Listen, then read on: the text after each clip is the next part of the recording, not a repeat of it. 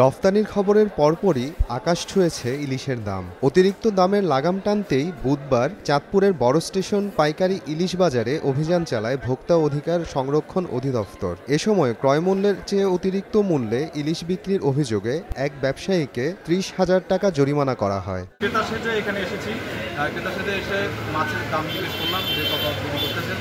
একজন ব্যবসায়ী আমার থেকে এটা মাছের দাম চাইল কেজি ১৫০০ টাকা, ১,৫০০ টাকা। পরবর্তীতে আমরা যখন আমাদের টিম নিয়ে যে জিজ্ঞেস করলাম যে আপনি ১,৫০০ টাকা পিস করতেছেন, আপনার কেনা কত? উনি আমাদের এসে দেখেছেন ১,০০০ টাকা। তো আসলে প্রায় ৫০০ টাকা ব্যবধান হয়ে যায় ১ কেজি মাছ করে। এত দাম চাওয়াটা আসলে ইলজিক্যাল। এখানে প্রত্যেকেই কিন্তু লাভ করতেছে ৫০ টাকা ২০ টাকা করে। তো উনি পরবর্তীতে আমাদের কাছে দুঃখ প্রকাশ করেছেন এবং এভাবে অনৈতিকভাবে ইলজিক্যালি এত দামে বিক্রি করবে না আমাদেরকে বলেছেন। আমরা তাদেরকে আইনগতভাবে জরিমানা করেছি। এদিকে বরিশালের পোর্ট রোড মৎস্য অবতরণ কেন্দ্রে অভিযান চালায় ভোক্তা অধিকার সংরক্ষণ অধিদপ্তর। ইলিশ সিন্ডিকেটের বিরুদ্ধে পাইকারি ও খুচরা বিক্রেতাদের সতর্ক করে মূল্য তালিকা টানানোর নির্দেশনা দেওয়া হয়। ১ কেজি সাইজের ইলিশ ১৬০০ থেকে ১৬৫০ টাকা, আর হইলো আপনার যেটা ১২০০ গ্রামের সেটা ১৮০০ টাকা। এবং এটা কিন্তু এই গত বছরের তুলনায় এবার একটু বেশি হলেও খুব বেশি তা আমরা মনে করছি না, কারণ গত বছর যেটা ১৫০০ টাকা ছিল এবারে এটা ১৬০০ টাকা, তাহলে ১০০ টাকা প্রতি কেজিতে বৃদ্ধি পাওয়া এটা খুব বেশি না। বাজারে এখন পর্যাপ্ত পরিমাণে ইলিশ আছে। আপনারা জানেন যে আগামী ১৩ তারিখ থেকে ইলিশ আহরণ বন্ধ থাকবে। এর আগে আমরা আশা করছি যে আমাদের যে ইলিশের চাহিদা সেটা ফিল আপ হবে। আড়তদারের কাছ থেকে যে ভাউচার নিয়ে আসছেন সেটা আমাদেরকে সবাই দেখাতে পেরেছেন। তো সেইটা সামঞ্জস্য রেখে ওনারা বিক্রি করে। ওনারা বলেছেন যে প্রতি কেজি ২০ টাকা ৩০ টাকা লাভে ওনারা বিক্রি করেন। তো আমরা বললাম যে আপনাদের মূল্য তালিকা কোথায়, তো সেটা নেই। তো আজকে ওনাদেরকে অনুরোধ করেছি যে আগামীকাল সকাল থেকে তারা যে আমাদের কথাটা দিয়েছে যে প্রতি কেজিতে যেভাবে তারা বিক্রি করেন সামঞ্জস্য রেখে লাভ করেন, সেই অনুসারেই মূল্য তালিকা নির্ধারণ করে মূল্য তালিকা প্রদর্শন করবেন। আর যদি না করা হয় তাদেরকে আমরা আইনের আওতায় নিয়ে আসবো। এদিকে কিশোরগঞ্জে গোপন সংবাদের ভিত্তিতে ২ দফা অভিযানে প্রায় ১৫ লাখ শলাকা অবৈধ সিগারেট ও প্রায় ১২.৫ লাখ নকল রাজস্ব স্ট্যাম্প জব্দ করেছে যৌথ বাহিনী, যার বাজার মূল্য ২১,৪৫,৮০৬ টাকা। অনিয়মের অভিযোগে হেরিটেজ টোবাকো ও তারা ইন্টারন্যাশনাল নামে ২ প্রতিষ্ঠানকে ৪ লাখ টাকা জরিমানা ও প্রতিষ্ঠান দুটি সিলগালা করে দেওয়া হয়। হত্যা মামলায় অভিযুক্ত বিএনপির নির্বাহী কমিটির সদস্য রুহুল কুদ্দুস তালুকদার দুলু সহ দলটির ১৪ জন নেতাকর্মীকে খালাস দিয়েছেন নাটোরের অতিরিক্ত জেলা ও দায়রা জজ আদালত। বিএনপির কর্মী রাকিব ও রায়হান হত্যার সঙ্গে তাদের সংশ্লিষ্টতার অভিযোগ রাষ্ট্রপক্ষ প্রমাণ করতে না পারায় এ রায় দেয়া হয়। মাননীয় আদালত আমাদেরকে খালাস দিয়েছেন। আমরা মনে করি এটা সত্য এবং ন্যায়ের প্রতিষ্ঠিত হয়েছে এবং ন্যায়ের বিজয় হয়েছে। ২০ থেকে ২৫ জন সাক্ষী প্রদান করা হয়। সেই ক্ষেত্রে রাষ্ট্রপক্ষ আসামিদের বিরুদ্ধে অভিযোগ প্রমাণ করতে পারে নাই বিধায় আজকে মামলা রায় ঘোষণার জন্য দিন ছিল। বিজ্ঞ বিচারক আসামিদেরকে বেকসুর খালাস প্রদান করেছেন। এমপিওভুক্তকরণের এক দফা দাবিতে অন্তর্বর্তী সরকারের প্রধান উপদেষ্টা ও শিক্ষা উপদেষ্টা বরাবর স্মারকলিপি দিয়েছে পঞ্চগড়ের নন এমপিও শিক্ষা প্রতিষ্ঠান।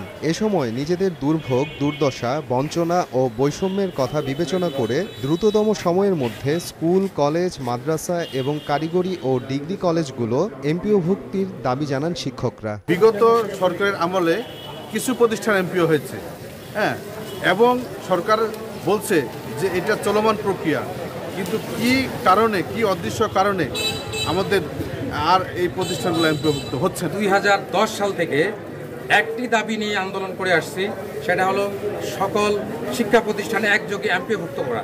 সে জায়গায় আমাদেরকে বৈষম্যর শিকারে আমাদের কিছু প্রতিষ্ঠান এমপিওভুক্ত করা হয়েছে, কিন্তু কোনো স্তরে এমপিওভুক্ত নাই এরকম শিক্ষা প্রতিষ্ঠানগুলো আজও পর্যন্ত আমাদেরকে ধরে আছে। আমরা যেগুলো নন শিক্ষা প্রতিষ্ঠান আছি, মানে একেবারেই বিল বেতন নেই, না খেয়ে আজকে ২৫ বছর ধরে এই প্রতিষ্ঠান চালাচ্ছি এবং আমাদের প্রতিষ্ঠানগুলো যেন একযোগে এমপিওভুক্ত হয়, যেন আমরা আর পূর্বের মতো বৈষম্যের শিকার না হই। বৈষম্য প্রতিরোধ সরকারের যে আন্দোলন, তাতে বৈষম্য যদি উৎখাত করতে হয় তাহলে আমাদের নন এমপিও শিক্ষা প্রতিষ্ঠানের সবাইকে এমপিও দিতে হবে, এইটাই আমাদের প্রাণের দাবি। চাঁপাইনবাবগঞ্জের উন্মুক্ত আদর্শ সমাজ উন্নয়ন সংস্থার পরিচালক শহীদুল ইসলামের বিরুদ্ধে মানববন্ধন করেছেন সংস্থাটির কয়েকশো গ্রাহক, কর্মকর্তা, কর্মচারী। এ সময় ভুয়া এনজিও খুলে গ্রাহকদের 15 কোটি টাকা আত্মসাৎ ও গ্রাহকদের বিরুদ্ধে মিথ্যা মামলার অভিযোগ করা হয় তার বিরুদ্ধে। টাকা আটকে দিয়েছে শহীদুল, এই টাকা ওর মামাকে দিয়ে বিল্ডিং করালছে,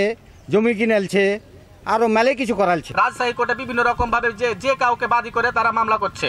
এই আমরা হয়রানির প্রতিকার চাই। তো আদর্শ এনজিও সমাজ, হ্যাঁ, এটা যে নতুন একটা এনজিও আমাদেরকে পল্লী গ্রামে এসেছিল, আমরা কিন্তু পাশে তার মালিকের বাড়ি, এবং আমরা তাকে বিশ্বাস করে আমরা টাকা রেখেছিলাম, এবং সে যে এত শয়তানি কাজ করেছে, আমাদেরকে হয়রানি করেছে জনগণকে, যে টাকার লাভ দেব বলে টাকা নিয়েছে, টাকা হারালে যে ফের দিবে এ কথা বলে আমরাকে অনেক হয়রানি ফেলেছে।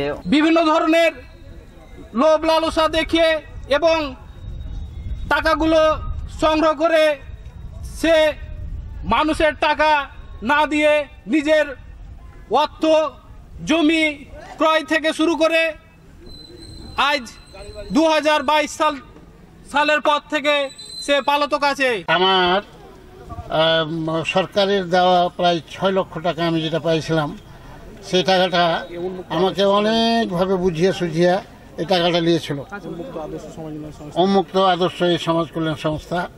এরা এই টাকাটা হঠাৎ মেরা পালিয়ে গেছে। ওর শহীদুলের শ্বশুরের বাড়ি গেছি, ওর বাপের বাড়ি গেছি, জিজ্ঞাসা করেছি। শহীদুলের শ্বশুর এটা দায় নিয়েছিল যে 3 মাসের মধ্যে আমি দিয়ে দেবো। আমার সাথে প্রতারণা করেছে। 3 মাসের পরে 1 মাস, তারপরে আরও 1 মাস। তো আমি এটার জন্য আমি সরকারের কাছে আবেদন করছি, এর সুষ্ঠু বিচার চাই। ঝিনাইদহ চক্ষু হাসপাতালের সহকারী পরিচালক মিলন হোসেনকে বহিষ্কারের দাবিতে বিক্ষোভ মিছিল ও মানববন্ধন করেছেন হাসপাতালটির চিকিৎসক, কর্মকর্তা, কর্মচারী। তার বিরুদ্ধে হাসপাতালের নানা অনিয়ম ও দুর্নীতির অভিযোগ রয়েছে। দাবি আদায় না হলে অনির্দিষ্টকালের জন্য কর্মবিরতির হুঁশিয়ারি দেন আন্দোলনকারীরা। চাকরির বয়স শিথিল করে 0 কোঠায় দৈনিক মজুরি ভিত্তিক স্থায়ীকরণের দাবিতে কর্মবিরতি পালন করছে ঝিনাইদহের ওজোপাটিকোর লাইন সহকারীরা। পরে বিক্ষোভ মিছিল ও মানববন্ধন করা হয়। গ্রাম আদালত সম্পর্কে জনসচেতনতা তৈরিতে প্রচারণা চালায় মেহেরপুর জেলা প্রশাসন। কর্মসূচির অংশ হিসেবে সরকারি প্রতিষ্ঠানের কর্মকর্তা, বিভিন্ন এনজিওর প্রতিনিধিগণ এবং প্রিন্ট ও ইলেকট্রনিক মিডিয়ার সাংবাদিকদের সঙ্গে সমন্বয় সভা করা হয়। বগুড়ায় 64তম ফ্লাইং ইনস্ট্রাক্টর কোর্সের সনদপত্র বিতরণ করেছে বিমান বাহিনীর এয়ার ভাইস মার্শাল খায়ের উল আহসান। অনুষ্ঠানে কোর্সের স্কোয়াড্রন লিডার মুশফিকুর রহমানকে চৌকস প্রশিক্ষণার্থী হিসেবে মফিজ ট্রফি প্রদান করা হয়। মোহাম্মদ আফরানুল ইসলাম, সময় সংবাদ।